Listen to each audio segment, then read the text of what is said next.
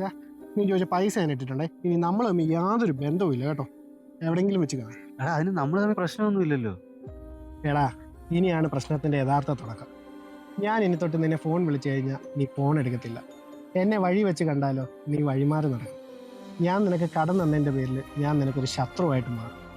ഇനി നമ്മൾ വഴിയിൽ എവിടെയെങ്കിലും വെച്ച് കണ്ടുമുട്ടിയാലോ ഞാൻ ആ തന്ന പൈസ ഒന്ന് തിരിച്ചു ചോദിക്കും. നീ എന്നോട് തിരിച്ചു ചോദിക്കും, ഇപ്പം നിനക്ക് എന്തിനാ പൈസയുടെ ആവശ്യം? അന്നേരം എനിക്ക് ദേഷ്യം വരും. ഞാൻ നിന്നോട് ചൂടാവും. തിരിച്ച് നീ എന്നോട് ചൂടാവും. നമ്മുടെ ബന്ധം അങ്ങനെ ഇല്ലാണ്ടാവും. എടാ, പണം കൊടുത്ത് ശത്രുവിനെ സമ്പാദിക്കുന്ന ഒരു ഏർപ്പാടാടാ ഈ കടം കൊടുക്കൽ. അത് കാരണം എൻ്റെ എത്ര ബന്ധങ്ങൾ ഇല്ലാണ്ടായിട്ടുണ്ടെന്ന് അറിയാം.